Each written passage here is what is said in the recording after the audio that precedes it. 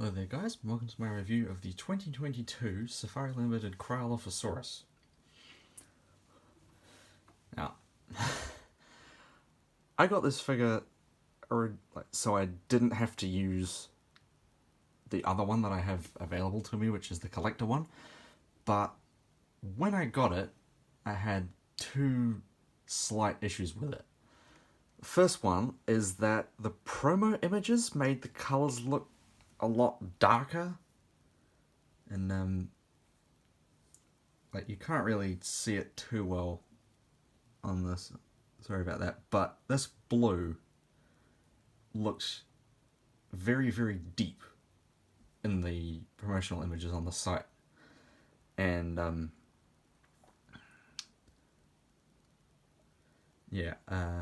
thought the eyes were green, but they're actually light blue. Man, the colours on this thing are amazing, but we'll get to that later. And the other thing is that it's a tripod. But I did discover that if you stand it on something so it's just on its feet, it is actually balanced. So I think they could have gotten away with making this not a tripod. Yeah, the colours are great. It's got this sort of... it's kind of dark tan over most of the body with a lighter tan belly and then orange on the tail, and over the top of the tan is this blue wash. The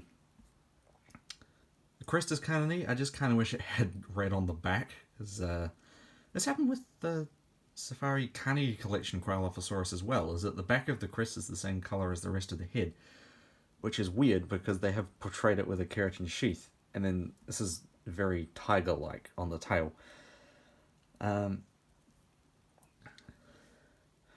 Something that amazes me is that on the inside of the mouth, which I don't think you can see, might be able to see it there, it does actually have the air passages sculpted in that attached to the nose.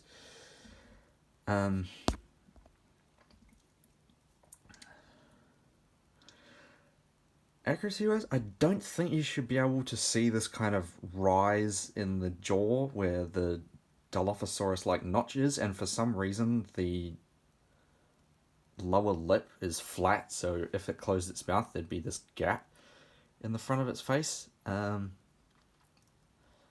no differentiation of the rectus, which I noticed Safari is tending towards recently. It's got a pretty good texture. I just find it a little bit odd that with all of the recent paleo art of this animal, it's not got feathers. And apparently that seems to be the norm these days. It does have scoots on its toes, and it probably shouldn't, because this is a very basal theropod, and those should probably only exist in coelurosaurs. Another thing I don't get what Safari does is having the cloaca be a slot. That doesn't really make sense, especially since in modern reptiles it's a hole. The dew claw should possibly be closer to the ground.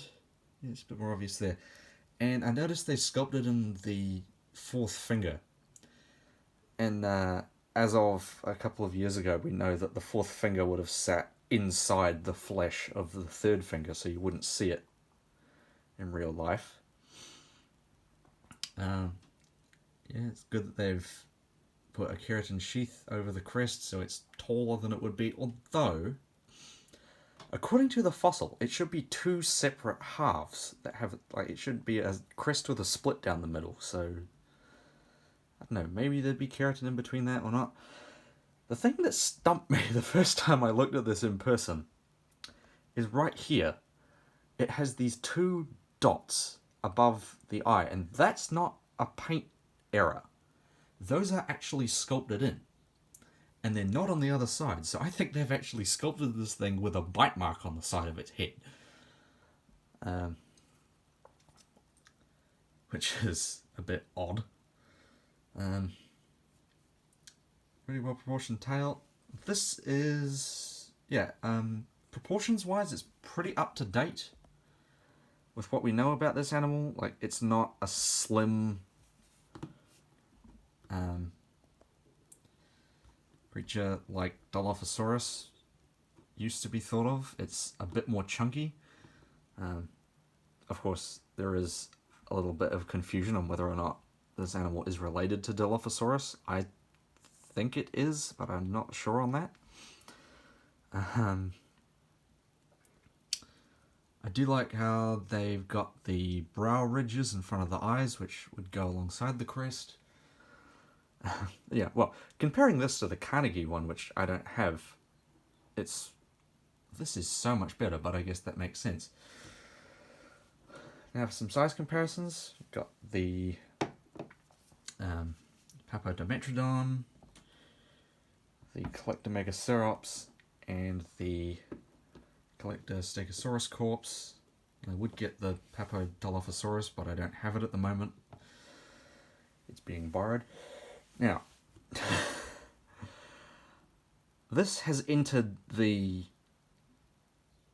circle of my favourite figures.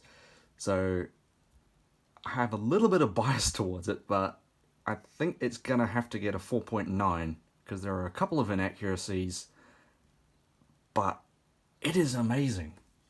Like, there is a reason I bought it, to replace the collector one, because that one is awful. Anyway, I'm rambling on, so thank you so much for watching, and I'll see you next time.